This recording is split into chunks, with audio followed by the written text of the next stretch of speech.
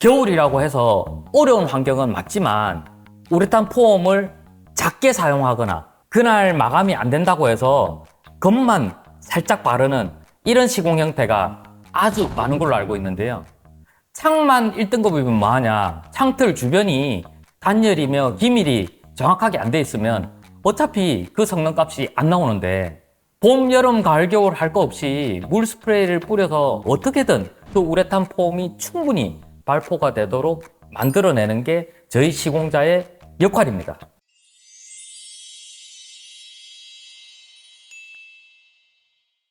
P&S 창호 남인석입니다. 한여름이 지나고 가을이 들어서 요즘 공사하기에 아주 좋은 날씨인데요. 이 기간 해봐야 한두 달 지나고 나면 이제 창호공사 하시는 분들 겨울이 벌써 걱정이 됩니다. 저희도 벌써 겨울에 어떻게 공사를 할까 고민인데요. 창호공사에 있어서 중요한 게 창 자체의 단열값도 중요하지만 창틀 주변의 단열이 중요합니다. 그 중에 오늘 이야기할 건 우레탄 폼인데요. 겨울의 공사에 아주 취약하죠.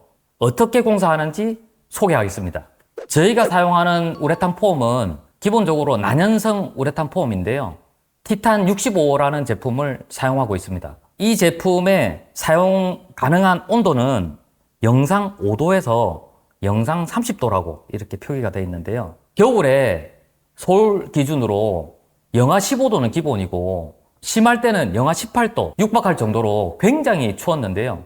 작년 겨울도 추웠지만 올 겨울도 굉장히 추울 거라는데 걱정이 많이 됩니다. 그러나 저희가 항상 강조하듯이 창만 1등급이면 뭐하냐, 창틀 주변이 단열이며 기밀이 정확하게 안 돼 있으면 어차피 그 성능값이 안 나오는데, 즉 우레탄 폼이 어떤 환경에서도 충분히 발포가 이루어져서 그 역할을 제대로 충실하게 될 수 있도록 시공하는 게 무엇보다 중요합니다. 왼쪽에 이 사진이 한겨울에 물 스프레이를 뿌리고 실패한 사례인데요. 영하 15도, 18도가 되는 이 환경에서 물 스프레이를 뿌리면 물이 그 자체가 바로 얼어버리면서 우레탄 폼과 만나서 발포가 돼야 되는데 그 역할을 못하다 보니 우레탄 폼만 뿌려져 있다라고 가정을 하면 발포가 전혀 이루어지지 않아서 이 역할이 안 되는 걸 확인하실 수가 있고요.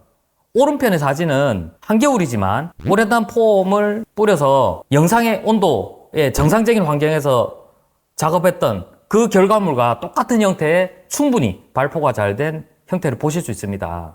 그 차이는 그날 시공하는 온도의 차이도 있지만 우레탄 폼의 온도가 15도, 20도 정도 따뜻한 정도의 온도가 유지된 상태에서 사용을 해야 되는데 외기의 온도에 그대로 노출되어 있는 상태에서 사용하면 우레탄 폼 자체도 얼어서 이렇게 발포가 되지 않는 겁니다. 이전에 다른 영상 소개할 때 우레탄 폼을 사용할 때 사전에 물 스프레이 뿌리고 우레탄 폼 쏘고 또 물 스프레이 뿌려라 라고 말씀드렸더니 창호공사 하시는 분 같은데 이런 댓글을 주셨는데요.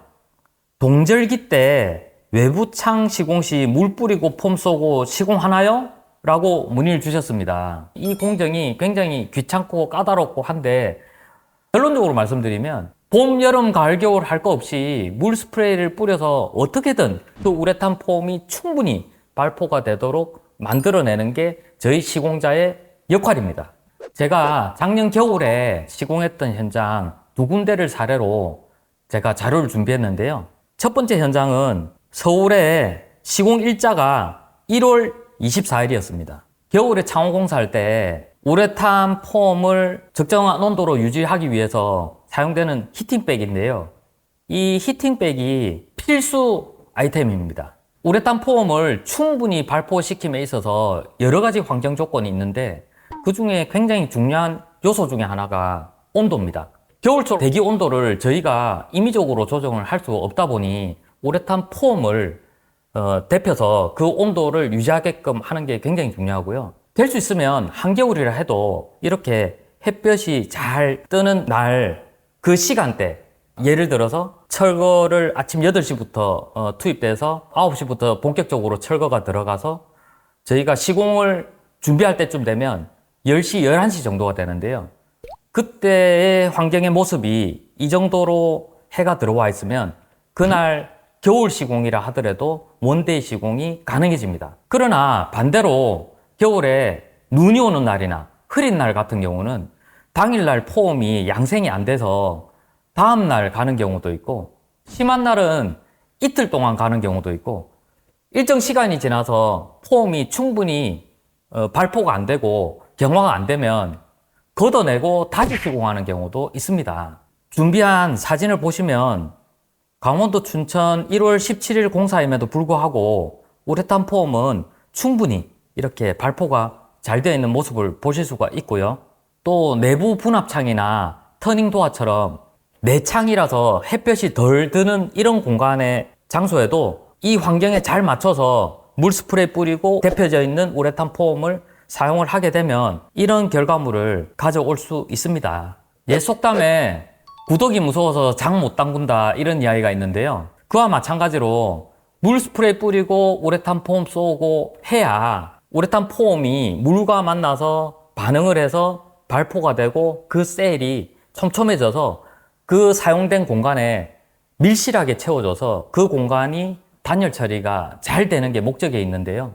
겨울이라고 해서 어려운 환경은 맞지만 우레탄 폼을 작게 사용하거나 그날 마감이 안 된다고 해서 겉만 살짝 바르는 이런 시공 형태가 아주 많은 걸로 알고 있는데요.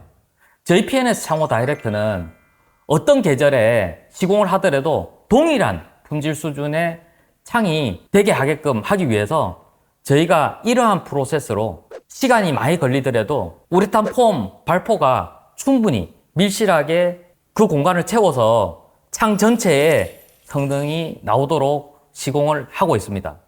이미 창호공사를 계획하셔서 업체와 상담도 하고 견적도 받고 해서 업체 선정이 된 분이라면 창호공사가 이 좋은 가을 날씨에 공사를 하면 이런 우레탄 폼의 경화에 대한 단열에 대한 이런 걱정은 없으셔도 되는데요. 지금까지 준비가 안 돼 있고 이제 11월 달에 창호 업체를 미팅을 하고 상담을 하다 보면 11월 달은 누구나 할 거 없이 겨울 들기 전에 공사를 하고 싶어서 너도 나도 빨리 해달라고 하다 보면 어떤 업체든 다 바빠지게 되는데요. 그러다 보면 겨울 공사를 맞이할 수밖에 없는데 저희 P&S 창호 다이렉트는 겨울 공사를 하더라도 절대적으로 품질이 안 나오는 공사는 하지 않는다. 그리고 이 품질이 나오기 위해서는 환경이 받쳐주지 않으면 당일이 아닌 이틀 동안 공사가 이루어지더라도 품질이 나오도록 공사를 한다는 걸 설명드리는 겁니다. 어떠한 상황에 있어서 겨울에 창호 교체 공사를 할 수밖에 없는 분들 걱정이 많으실 텐데요. 이번 영상 참고하셔서 겨울에도 품질 나오도록 충분히 창호 공사 할 수 있으니 많은 문의 부탁드리도록 하겠습니다. 고맙습니다.